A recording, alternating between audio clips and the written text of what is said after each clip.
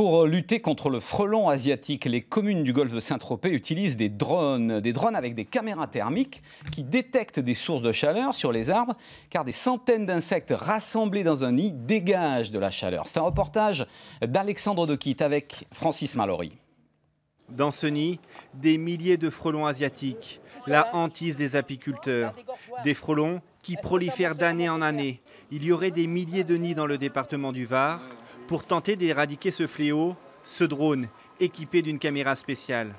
C'est cette caméra thermique, qui est une FLIR, qui a une très haute définition, qui permet de repérer les différences de température dans un champ général. Et le point chaud est supposé être potentiellement un nid de frelon asiatique. Il va quadriller en quelques minutes une centaine de mètres carrés. Toutes les 2 secondes, il prend une photo. On peut voir en visuel si on voit un nid, une tache blanche, mais c'est surtout le traitement d'image derrière qui va analyser les photos et voir s'il trouve une trace visuelle de nid. En plus, en parallèle de la trace thermique du nid.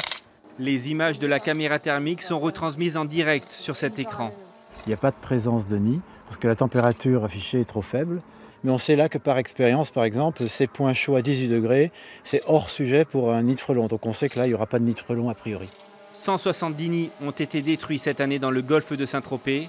Mais avec ce procédé, la communauté de communes espère pouvoir être encore plus efficace.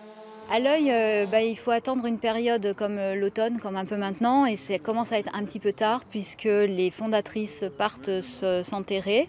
Et donc il faudrait arriver à détruire les nids avant cette période hivernale pour être sûr d'avoir un impact suffisant.